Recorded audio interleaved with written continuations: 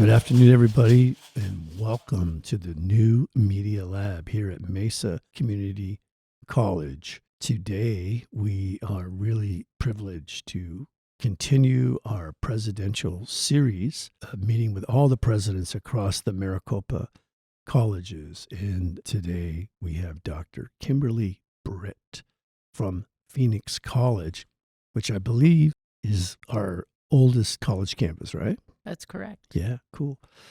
President Britt, welcome to the New Media Lab. How's your day going? Thank you. It's going well. Good to be here. Thanks for the invitation. We just showed you our New Media Lab and the plans and work people are doing. What do you think about what's offered through this program? I think it's exciting. I have a 21-year-old daughter who does nothing but play podcasts all the time. And it's everything from breakups and who's the biggest jerk. That's not the word that's used, but that's the word I'll use today. And, you know, a lot on social life as it is now, I guess I would say, for younger people. I consider myself young still. So we're going to go younger than I am. Well, she'll be proud of you today. I'm going to make her listen to it. I'm going to say, I've got this podcast that I want to play. Yeah. We're changing it. Well, we've had a lot of turnover in presidents in the past decade. A lot of people moving in, moving out, bringing visions, taking visions, creating visions. And I generally try to go in person to the interviews, the public interviews on the presidents across the campuses. I find them very interesting, and I just like to hear what people have to say. But I've noticed a trend that a lot of presidents were previously English teachers. And you were an English teacher, right? Ha! I had noticed that. I was an English faculty for 16 years in South Carolina. There's always a divide, I think. We either have a lot of math faculty or prior math faculty, I should say, who seem to make their way into the president role, and then English faculty. And we vote accordingly on all initiatives. No, I'm just kidding. We don't do that. But now that you mention it, the one thing I'll say is it teaches you, English faculty often are very global thinkers. And once you rise into the executive level, it is important to be able to think globally. I think that's one of the pieces of the job. Yeah. Actually, yeah. I mean, the global thing is to have a bigger vision, but there's a big part of my book that we wrote about the New Media Lab was to serve global learners, people who there's a whole theory behind what a global learner is, and it's kind of cool that we've now created a space, for people that don't think traditionally in certain ways, but want to expand and be a little more creative and ask questions and stuff like that, Socratic, ways of looking at things. So, it just seems like a lot of, from our current president, Tammy Robinson, was English faculty for 20 plus years, So I noticed that on your page here. What else do you think an English teacher would bring to being a president? I'll say I chose English just because my high school English teacher was influential in me surviving high school. And I say literally surviving high school. I had tried to take my own life a couple of times.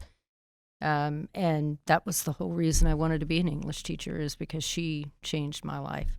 I originally was going to teach K-12, and I got 6 weeks into my student teaching, and I was like, ooh, yeah, this is not for me.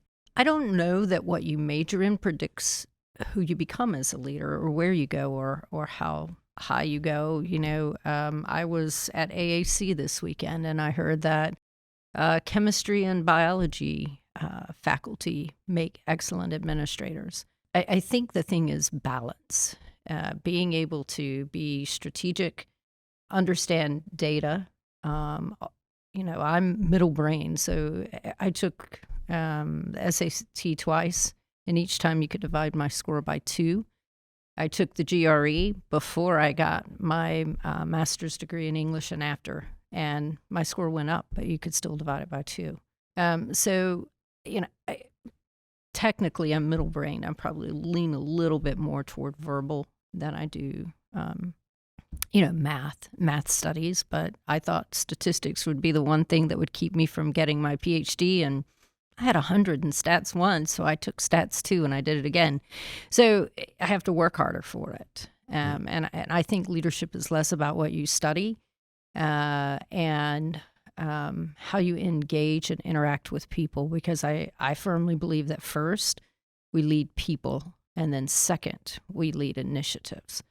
The last leadership profile I did confirm that. I think I was in the 97th, 98th percentile for people and leading people.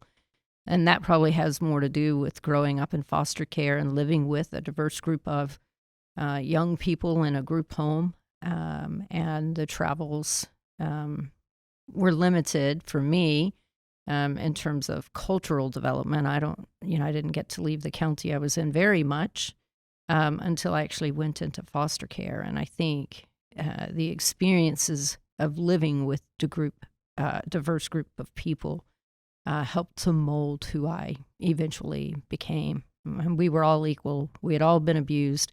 We all had absolutely nothing. And so we clung together. But it teaches you a lot about relying on other people in a life where you fought for independence because you couldn't depend on the people that you needed the most. So I don't know if it's what you study, but how you grow through what you study that really directs where you go and how you lead. I've met a lot of presidents who are ineffective because they couldn't work with people. And at the end of the day, we lead people. And so it makes a difference. What a beautiful thing to say. Yesterday, our students, we put out a podcast on mental wellness. Mm-hmm. And, they were talking about off camera and stuff about, they want to be seen as a person, as a human being. Mm-hmm. And I think in lately, when the big push around systems governance, I keep bringing this up, no, it's humans, it's people. It's not systems people are not objects, and they need to be validated in that way too. So I am just glad to hear all of that. That is wonderful. And you got out in front of me a little bit, because here on your public page for everyone to see, you have chose to write out that a part of your history is living in group homes for children who had been abused. That is one of the most, when I read that, I was like, man, that's really vulnerable and really brave. Could you tell us a little bit about your thought process of why you chose to make that public in this way? Sure. I've been encouraged over the years to share my story, and pain is pain, poverty is poverty, obstacles are obstacles. And one of the reasons that I tell that story is for students to understand that no matter where they are, they can go far. Where we come from doesn't determine where we go. And I firmly believe that. And we were talking when I first came in the room, I'm at a Hispanic serving institution, but how I relate to our students is the long road back, coming from pretty much nothing and with little resources and without even family support. I made it, and so can they. Because there's nothing extraordinary about me. There's nothing extraordinary about my life. It has to do with the people who helped me along the way and who we should lean into. And so I share that story because students who read about me might see whatever doubts that they have, whatever imposter syndrome that they may have for being in higher ed, that they might take a little nugget of wisdom away from that line. And certainly when I speak to students, I talk about that, particularly at orientation, because they see themselves in people who are like them, and that goes well beyond race. That goes into life experience as well. And I think it's very important that they know that there is a life out there waiting for them. And so that's why I choose to share that. I also have found that probably one of the greatest attributes we can have as leaders, if we want to connect and impact people, is for them to understand our life journey. I often can have a very reserved look on my face sometimes. I'm a bit of an introvert, and I can point to that life experience. But what I do have when I share stories like this, or when I lost my daughter, is for people to see and to understand that I am a human being and we connect on a human level. If you want to lead people, if you want to build greatness within an institution, you're going to be far, far more successful if they see you as a human being and you see them. The ability to be vulnerable is the greatest strength you can have. What people really see is a human, and it is a bonding point, because the number of people at the college who have adopted a foster kid, or maybe they're raising a niece or a nephew, is higher than you might think. Yeah, outstanding. Outstanding. We have in here, we try to always have food available in the New Media Lab for our students. Sometimes we forget that our students, are struggling to have food, to gas in the car to get here. And so, yesterday and even this morning when I woke up, I was, just really deeply moved, that when our students come on campus, it's almost like we need to applaud them every day, clap and like, you're here. And that in and of itself is absolutely amazing. They've put their trust in us to make their lives better. And I cannot think of any higher calling than that. Yeah. One of the initiatives I started this year is Britts Bears. The Bears is an acronym. Obviously, it is our mascot, but it's an acronym for Brave, Extraordinary, and Resilient Students. This was to round out the work with Bridging Success, to build a sense of community for foster youth. I also advocated for the first foster youth convocation this year, which I'm proud to say we are rolling out in Maricopa. It will be May 1st at Phoenix College and in our theater. But I think it's important, just as we do with all of our other identity groups, to realize that there's a subcategory of all of these. And that's, our foster youth who, are the most at risk of the most underserved. They truly are. And so being able to celebrate and invite all students to that convocation, because they'll be able to see themselves in the foster youth who are completing and walking across stage. And I think that's very important. Yeah. This notion of students seeing themselves in their leadership, I think is that starting to gain a lot more momentum, that people are going to stop accepting the answers they've been given in the past. Sure. It's like this thing. I mean, I've been in a classroom 27 years now. When I was an undergraduate, I asked the same question at my college, like, how come there are no Indian people working here, any capacity? And they would say, well, if you can find the qualified person, let me know. Well, how do people get qualified if they can't get, ever get their foot in the door? One of the things, as we were talking, you can develop that talent from within. When you get and hire someone in, you can groom faculty for dean positions, which we've done at Phoenix College.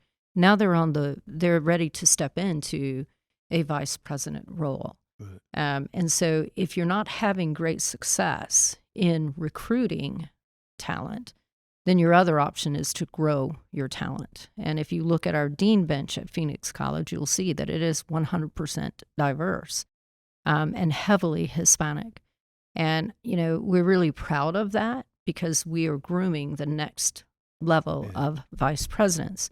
The other way, what we hope we can do is recruit talent. And so you have to be competitive. You have to look at our salaries in comparison to other regions in the country for those administrative positions, and how competitive are we in the financial space Because if you're a minority and you're going for executive positions, you're going to be highly favored and considered. You're going to have some choice. So are you going to go somewhere where the salary is equal to another college district, but the cost of living is significantly higher? What would you do? So there is a competition space, and I'm not making excuses, but I am saying those are some of the challenges that lay ahead for us. We've got to be competitive. And when you look at the housing market and that sort of thing, for example, a vice president here makes the same as a vice president in South Carolina, where I was a faculty for a number of years. But a $500,000 home in South Carolina is probably going to run you about $3 million in Phoenix. And you can go and look that up. That makes it hard to, get robust pools, much less robust, diverse pools in executive roles. That's part of the struggle, I would say, for Maricopa. And, people have to live and support their families. And, it just becomes, I think, more challenging now more than ever. It doesn't mean that it shouldn't be at the forefront of our thought, but every VP I have is internal to Maricopa. It's something I agree with. Our students need to see themselves, but I was in a Hispanic advisory committee that I formed on our campus today to have conversations just like these. And, one of my faculty who teaches Spanish at Phoenix College said we have to build out our adjunct bench if we want to impact our residential and tenured faculty bench in diverse ways, because I would say of 4 of the 5 last faculty I hired were in an adjunct or an OIO role. Students spend most of their time in the classroom. And so we're really focusing on that faculty level. It doesn't mean that we're ignoring other positions at the college, but we're really focusing on increasing the diversity in our faculty and equitably across departments, particularly in those frontline classes, those critical classes that lead you into other programs. So it's a complicated piece, but I think we have to understand what's holding us back so that we can work on that. I hope that helps some. Sure. Yeah. I also think we could do a lot better at the lower end of our staff, a little more support for those guys. They work really hard, and sometimes, enrollment, they're the first face people see. They're not going to be buying any $3 million houses anytime soon. So our economic package here in Arizona could use a little help. But I just think we have such outstanding people, and that's what makes Maricopa so we do. just We have an amazing place to work. We have extraordinary talent, and the closer to the front line you go at Phoenix College, the more diverse our bench becomes, and that's true in every area. And then once you get up to that mid-level leader, deans, we do well. Once you get beyond that, we start struggling a little bit more as an institution. We are anywhere from 55 to 60% Hispanic students, depending on where we are with enrollment, and random pandemics that roll through affect those numbers. But we're making significant progress. We've tripled the number of degrees. And even though we've increased the number of Hispanic students we serve, we still haven't closed the equitable outcome gap. We've held it steady for about 5 years, whereas other races, Native American, our Black students, Asian, Pacific Islander, we've reduced those gaps by about 50%. Really? So, yeah, we've gone from like a 17% gap to 9%. So something we're doing is working in the space. Now, as I said, we've grown in the number of Hispanic students, but the gap has not closed. That's why I was meeting with my advisory committee, because we're doubling down on those efforts. So we look at the district WIG to increase the number of completions, but also to increase completion for all students within Maricopa. So that's something we certainly are focused on. As I was going through your vision, mission, and value statement, what I really, really like about your vision, mission, and value statement is on all of these, you're talking about bringing everybody along, their dreams, reaching their goals. One of my favorite people in history is John F. Kennedy. I think because I was born, my birthday was the day before he was assassinated or after assassinated. And me and my brother had met Bobby Kennedy and Rosie Greer in LA at a gas station. And we were hanging around where he was assassinated. And so as a real young kid, I just had this connection with these guys that I don't know why, but I did. And then when I got older, I read a lot about them. And one of the things John F. Kennedy would always say was that for him to be successful, he had to make everyone around him successful. And that's, I think, is such a important principle in the dog-eat-dog world of, life and all of that, like, is to commit yourself to making others successful. And then later, I read Greenspan's book about Nixon, and when he formed his cabinet, he told him, "Now look, we just hired the smartest, the most ambitious people in the country, and if we don't give them something to do, they're going to turn on us." It's like managing ambition, is a real art form. But anything, because my dad is Katua, I go home to work with my tribal council, and we're developing a lot of really cool stuff in our culture and in our language. That's what it's all about, is the community as a whole. That individual expression is encouraged, but everybody eating out of the same pot and growing, eating out of the same garden, and like those old indigenous values, this sense that we're in this together, in this bigger picture of things, and to make sure everybody has the things they need to be happy and healthy, and live a good life. So every time I see this kind of language here, it really draws me in and makes me feel good that people, and educators, I think, are just built that way. With teachers especially. I mean, we come to school and you just give it all away. You're here to make other people's lives better. And I don't know what, just a great, profession to be in. And as we work your way through your statements, you have this sense of core values. I'd like to know, in one of your core values, you list the word integrity.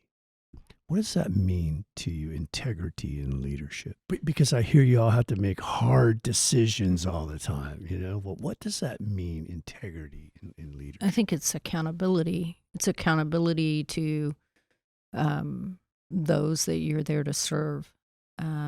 If you're doing it right, there's transparency that accompanies those commitments, and including everyone at the college.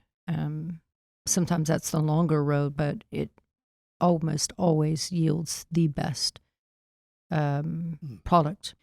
And so I think integrity is when you have to disagree with a committee, being very transparent in your thoughts, and being accountable to the people that you serve in this leadership role, carrying your weight. That's integrity. It's more than being honest. It goes into levels of commitment as administrators to the people that we are brought to serve, being accountable to them, supporting them, being transparent with our decisions. That's integrity. Really being open and honest and vulnerable with those that you're serving. Yeah, I think I'm all about transparency, but I'm learning about what that means, because sometimes it seems like there's two things going on. There's what's really going on, and then it's sort of what we're, trying to envision what's going on. But I love this transparency notion, because I think that's what we teach, right? Information and knowledge, and draw people in that they can make their best decisions having the best amount of information, But I understand there's the HR component to leadership and all of that sort of stuff that you just can't be, telling everything all the time of what's going on, that there has to be a professionalism, a practice around what transparency is happening. Well, to that HR point, the only thing Yeah. I don't share with my faculty are personnel matters. Yeah. I keep those separate Yeah. for legal reasons. Once the embargo is lifted, if it comes from district, I'm sharing it. But most things, my faculty know what is going on, and they're at the table. That's one of the hallmarks of my leadership. Shared governance here is on the second page of notes, and one of the things that I'll tell you is that trust and integrity comes from the full rollout with shared governance. I never go to people and say, we're doing this. This is what we're going to do. I go to my faculty and staff and say, I have this problem to solve, and I need your support in helping me to solve it. And sometimes it's not a problem, and here's why it's not a problem. And sometimes people are like, okay, but we got to put this behind initiative 2. And so they comment on timing. But I cannot tell you the number of people that I've interviewed at other colleges within Maricopa who want to come to Phoenix College to work because of our shared governance. If I interview a faculty member from another institution, they say, you don't just have shared governance statements on your website, you actually live it.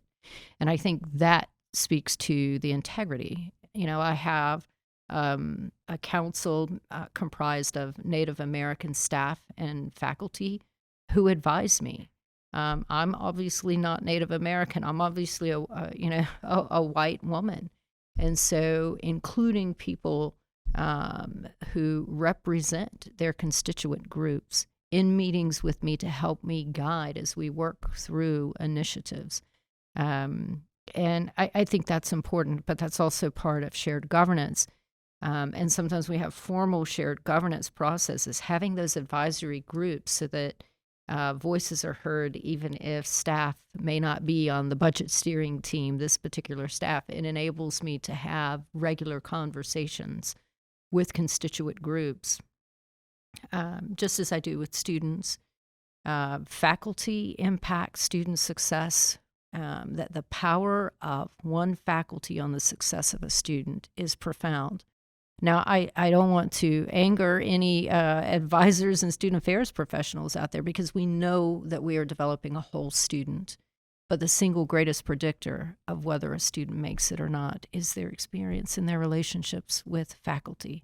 And so as we worked on my first year, I worked on that shared governance task force at district. And now I'm doing, rolling it out in full development at Phoenix College. And it's one of the pieces that I am most proud of because it does include people. I was thinking of your description earlier of everybody eating out of the same pot. Well, what we know is, we can bring everybody describes shared governance as a table. I can bring you to the table. And I might never call on you. I might give you a bad view, put you way down at the end and you can't hear. And so it was one of the things that I learned from one of our theater faculty when I observed her class is that all tables and all seats at the table are not created equally. And it is up to us. That's where integrity kicks in to make sure that everybody who is at that table feels included and knows that they have a voice and is in a place where they can see what's going on, understand what we're doing and why we're doing it. And there is not this sidebar process that's going. So I agree with you a great deal. I think it's incredibly important, especially today, because as we continue to increase the number of diverse faculty and student affairs professionals and administrators, it's very important that we begin to see education through their lens because so many of them are first generation. And they can help us see barriers that we're putting up that we might not be aware of. So that's why shared governance is so, so important. Very, very impressive here to hear what's happening down at Phoenix College. If you're out there and you're on the Midtown or Central part of Phoenix and you're looking for a great community college to kick your education off, we encourage you to go visit Phoenix College in Thomas and 7th. And the campus, if you've not been there, it's just absolutely beautiful campus. And we want everybody to, if you're in that area, you should go visit and talk to an advisor. And they have some great staff, great faculty. Sounds like we got some really great leadership happening down there too.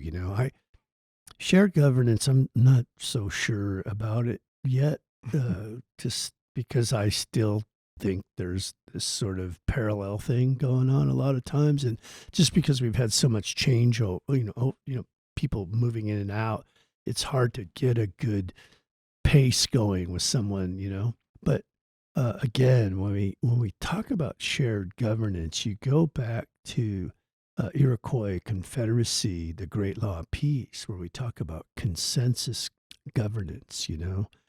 Everybody's at the table, but people agree that maybe in this decision they won't get everything that they want, right? They're willing to give it up because there is the trust value that we are.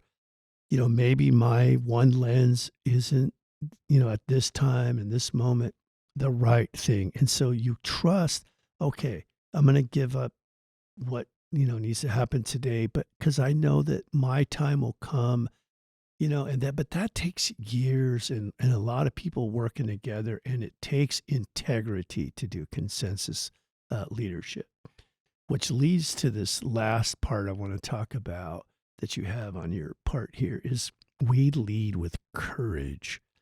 Now, that could lead us in all kinds of different ways of thinking about governance and leadership. What is courage? So what is courage in Phoenix College leadership? Doing the right thing, even if it is painful. That's courage. The strongest leaders that I know are also very vulnerable as people. How so? If you look at people who are extraordinarily successful, who have been through some stuff in their life, if they get to the other side and they heal, they tend to become rather solid leaders because they know themselves, they know their own personal weaknesses, and they're okay with it. I remember when I interviewed with Klein Namuo, who was the interim president and now is president at Joliet College. I interviewed with him a little over a year after my daughter died. She took her own life. And everybody who looked at my resume said, why are you applying to Phoenix College to be a vice president? You clearly should be stepping into the presidential space. And I said to Klein and to other faculty who asked me that question, it takes a deep reserve is required to be a president. And I shared with Klein that I've healed, but I need to build my reserve before I step into a presidency. But I say all of this, that some of what develops us is what we've been through and what we've seen. Leadership is about humans. And I'll go back to something I said earlier.